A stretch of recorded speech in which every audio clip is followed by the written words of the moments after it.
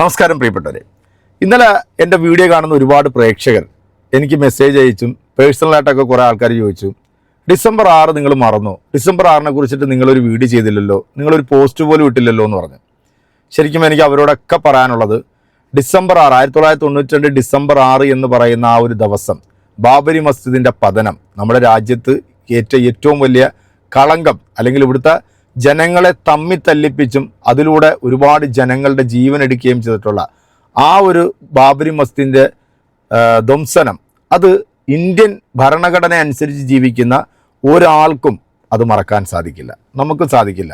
പക്ഷെ നമ്മുടെ രാജ്യത്തിൻ്റെ നീതിന്യായ പീഠം ഏതാണ്ട് 10-20 വർഷത്തെ നീതി പോരാട്ടത്തിനൊടുവിൽ അത് ഇവിടുത്തെ ഭൂരിപക്ഷ സമുദായമായിട്ടുള്ള ഹൈന്ദവ മത വിശ്വാസികൾക്ക് ആ ഒരു വിധി അനുകൂലമായി വന്നു.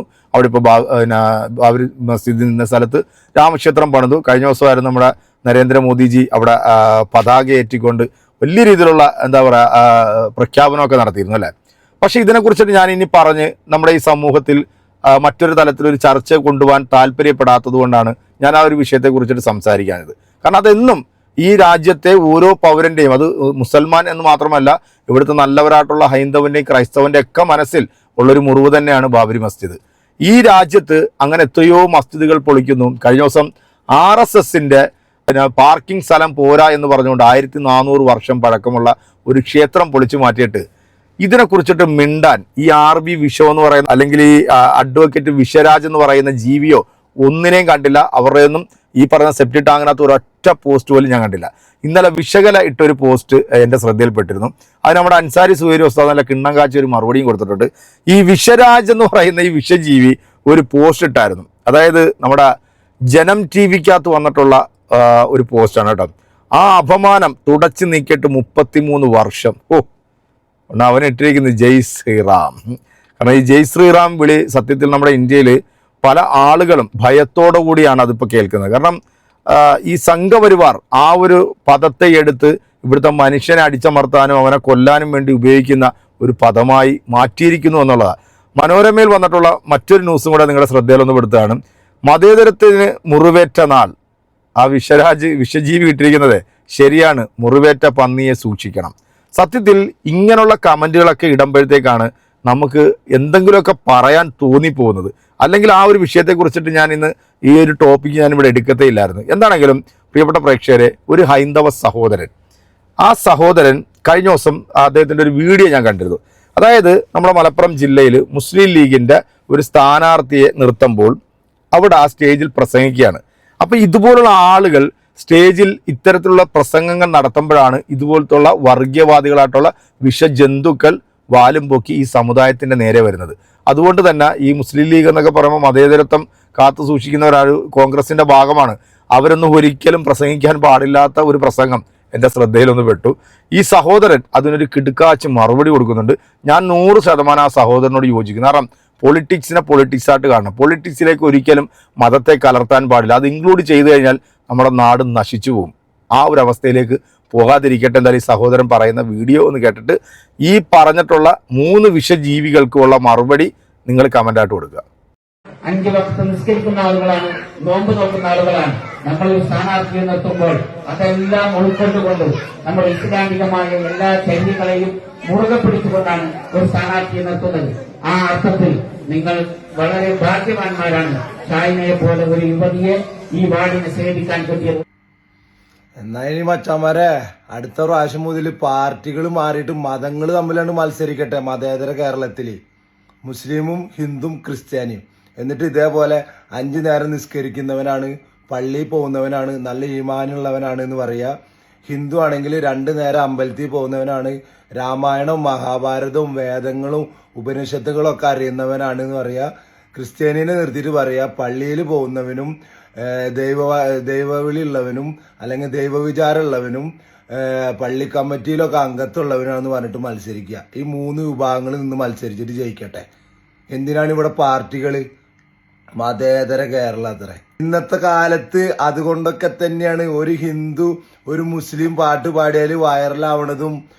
ഇപ്പൊ എൻ്റെ കൂട്ടുകാരൻ ഹക്കീമിന്റെ മകനെയോ മോളേനോ ഞാൻ നഴ്സറിയിലോ സ്കൂളിലോ അല്ലെങ്കിൽ മദ്രസയിലോ കൊണ്ടാക്കിയാൽ അതൊക്കെ ഒരു വാർത്തയും വൈറലും ആവണത് എന്തുകൊണ്ടാ? നമ്മളെ മനസ്സിലുള്ള മതേതരത്വം നഷ്ടപ്പെട്ടതുകൊണ്ടാ.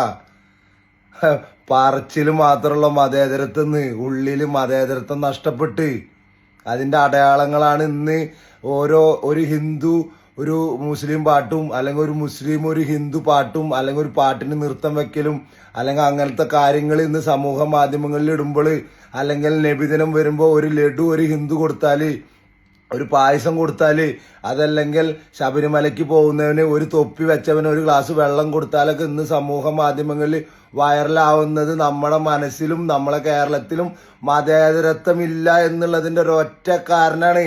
പറച്ചില് മാത്രമുള്ളത് മതേതര കേരളം എന്നുള്ളത്. നാണമില്ലാത്ത എരപ്പള ഇതൊക്കെ കണ്ടുകൊണ്ടിരിക്കാൻ നാണക്കേട് ഇന്ന് കേരളത്തിലാന്ന് പറയാന് ട്ടാ. അപ്പൊ നിങ്ങളെ പരിപാടികൾ നടക്കട്ടെ. നമ്മൾ ഇവിടെയൊക്കെ തന്നെ ഉണ്ട്, ചതറട്ടെ. സൂപ്പറാട്ടോ. ഞാൻ ഈ സഹോദരൻ്റെ കൂടെയാണ്. കാരണം മതേതരം എന്ന് വിളമ്പി നടക്കുന്ന വേട്ടാവളിയന്മാർ കേൾക്കാൻ വേണ്ടി തന്നെയാണ് ഇത് പറയുന്നത്. 5 നേരം നമസ്കരിക്കുന്നതാണ്, നോമ്പ് നോക്കുന്നതാണ്, അങ്ങനത്തെ ഒരു സ്ഥാനാർത്ഥിയാണ് നിങ്ങളുടെ മുന്നിൽ നിർത്തിയിരിക്കുന്നതൊക്കെ പറയാൻ ലജ്ജ തോന്നില്ലേ നിങ്ങൾക്ക്? ലജ്ജ തോന്നില്ലേ? ഇപ്പം മുസ്ലിം ഭൂരിപക്ഷ പ്രദേശത്തായിരിക്കാം ചിലപ്പോൾ പക്ഷേ ആ ഒരു സ്ഥാനാർത്ഥി നിൽക്കുന്നത്.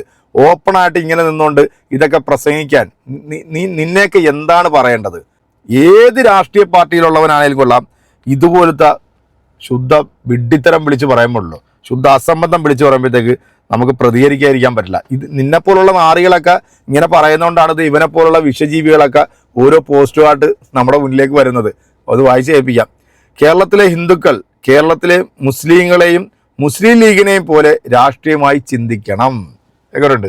പ്രസക്തമായിട്ടുള്ളൊരു ചോദ്യമാണല്ലോ അല്ലേ ഈ വിഷയം ചോദിച്ചിരിക്കുന്നത്. ഇത് പറയിപ്പിച്ചത് ആരാണ്? ഇവിടുത്തെ ഈ മുസ്ലിം ലീഗിൻ്റെ വക്താക്കളും അല്ലെങ്കിൽ ഇതുപോലുള്ള ചില പോങ്ങന്മാരെയൊക്കെ കൊണ്ടു നിർത്തിയിട്ട് പ്രസംഗിക്കുമ്പോഴാണ് ഇത്തരത്തിലുള്ള കമൻറ്റുകളൊക്കെ വരുന്നത്. എന്താ അവർക്ക് പറയാനായിട്ടുള്ള അവകാശമില്ലേ എന്ന് ചിലപ്പോൾ ചോദിച്ചു പോകും. കാരണം അവർക്ക് ഹിന്ദുക്കൾക്ക് വേണ്ടി സംസാരിച്ചുകൂടെ? ഇവർ മുസ്ലിങ്ങൾക്ക് വേണ്ടി സംസാരിക്കുമ്പോൾ ഈ മുസ്ലിം ലീഗ് എന്ന് പറയുന്ന ഈ ഒരു പ്രസ്ഥാനത്തിൽ മുസ്ലിങ്ങൾ മൊത്തം മുസ്ലിം ലീഗിൻ്റെ അട്ടിപ്പേർ അവകാശമേറ്റ് നടക്കുകയാണെന്ന് ഒരുത്തരും വിചാരിക്കരുത്. അതോ ഈ വിഷയത്തിനോടും കൂടെ എനിക്ക് പറയാനുള്ള ഇവിടുത്തെ മുസ്ലിങ്ങൾ ഭൂരിപക്ഷവും ഇവിടുത്തെ മുസ്ലിം ലീഗിൻ്റെ വക്താക്കളല്ല. അത് നിങ്ങൾ ആദ്യം മനസ്സിലാക്കുക.